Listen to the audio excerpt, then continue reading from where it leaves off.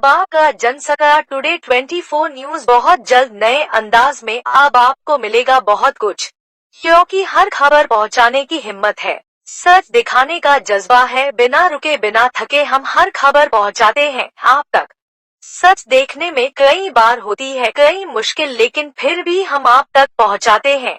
सिर्फ सच, निडर और सत्य के साथ देखते रहिए जनसत्ता टुडे 24। थीम मस्तिष्क की रक्षा, जीवन की सुरक्षा।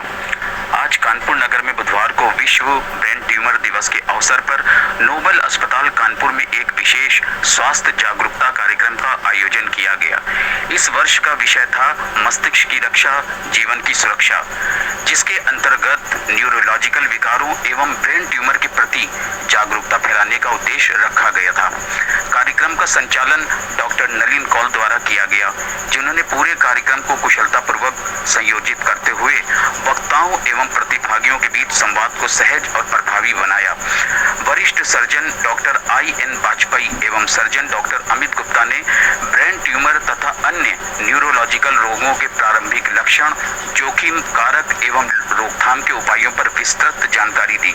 उन्होंने बताया कि मस्तिष्क संबंधी बीमारियों की प्रारंभिक पहचान से जीवन बचाया जा सकता है। कार्यक्रम में विशेष रूप से उपस्थित रहे डॉक्टर अनुपम जैन, क्षेत्रीय समन्वयक विकलांग प्रकोष्ठ, भारतीय जनता पार्टी कानपुर बुंदेलखंड क्षेत्र। उन्होंने मानसिक रूप से मंदित बच्चों के अभिभावकों को संबोधित करते हुए उन्हें जागरूक किया और ये जानकारी दी कि नोबल अस्पताल में ऐसे बच्चों के लिए विशेष चिकित्सा सुविधा एवं निःशुल्क उपचार उपलब्ध है। उन्होंने अभिभावकों से अपील की कि वो अपने बच्चों की नियमित जांच कराएं और शुरुआती लक्षणों को नजरअंदाज न करें, ताकि बच्चों के शारीरिक और मानसिक विकास में सहायता मिल सके। कार्यक्रमों में चिकित्सकों, समाजसेवियों, माता पिता और स्वास्थ्य कर्मियों की सक्रिय सहभागिता रही। अंत में आयोजित प्रश्नोत्तर सत्र में प्रतिभागियों ने विशेषज्ञों से सीधे संवाद कर महत्वपूर्ण जानकारी प्राप्त की। श्रीमती अंकिता दासगुप्ता, यूनिक हेड उजाला सिग्नस नोबल हॉस्पिटल, ने इस अवसर पर अस्पताल की समाज के प्रति प्रतिबद्धता को दोहराते हुए कहा कि स्वास्थ्य सेवा का उद्देश्य केवल इलाज तक सीमित नहीं है, बल्कि जागरूकता फैलाना और हर वर्ग को गुणवत्तापूर्ण स्वास्थ्य सेवाएं उपलब्ध कराना भी है।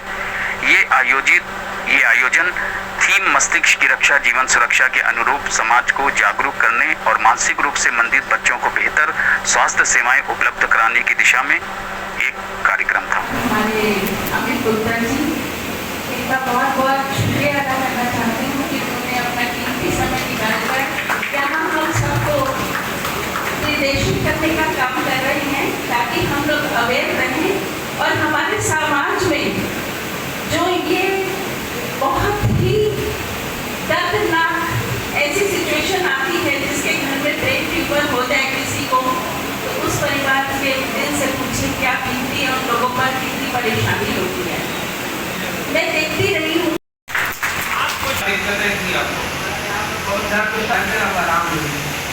अच्छा, तो कैसा इलाज लगा आपको, कैसा रहा इलाज अस्पताल में? कोई तकलीफ, कोई परेशानी? कोई परेशानी नहीं, सब आराम है। डॉक्टर साहब ने आपको ठीक करके भेजे हैं? ठीक करके भेजे हैं। बहुत बहुत अच्छा।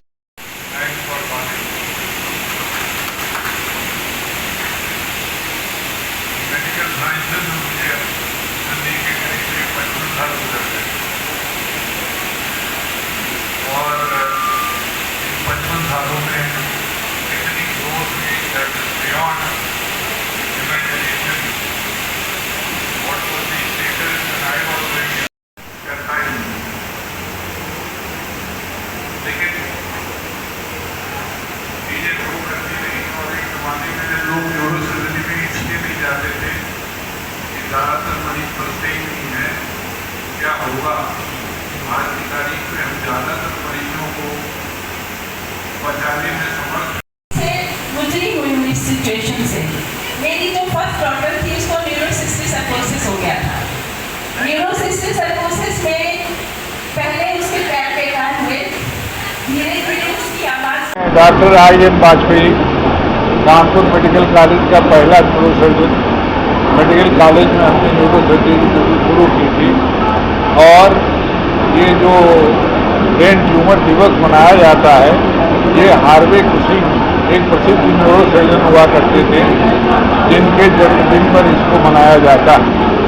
और उन्होंने ब्रेन ट्यूमर्स के ट्रीटमेंट के लिए बहुत मेहनत से काम किया और उसके बाद आज हम इस स्थिति पे पहुँचे हैं। धीरे धीरे जो डेवलपमेंट्स हुए न्यूरोसर्जिकल रिकग्निशंस में, इन्वेस्टिगेशंस में और ट्रीटमेंट के तरीकों में, उससे आज ये स्थिति आ सकी है कि हम बहुत से ब्रेन ट्यूमर्स को ऑपरेट करके मरीज को समाज में फिर से अपने कार्य के लिए लगाने में सक्षम हो सके।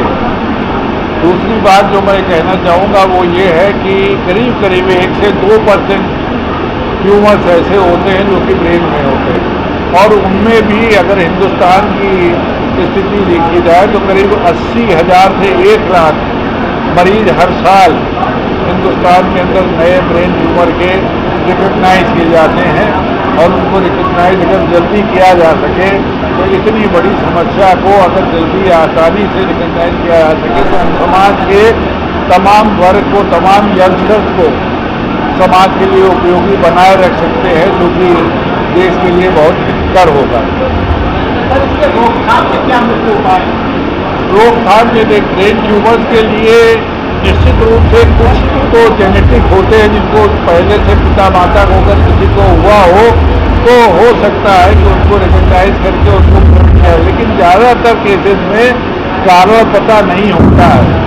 कुछ केसेस जो इन्फेक्टिव होते हैं उनके बारे में जरूर SOL में पता चल जाता है, स्पेस ऑक्यूपाइंग रीजन में। बाकी ज़्यादातर बेनाइन और मैलिग्नेंट ट्यूमर्स में कारण क्या है ये एग्जैक्टली मालूम नहीं है। बाकी जो चीज़ें हैं कि सिगरेट न पिए, अपने तौर तरीकों को ठीक रखें, अपनी दिनचर्या को अच्छा रखें, वो तो सभी ट्यूमर के, सभी कैंसर्स के लिए लागू होता है।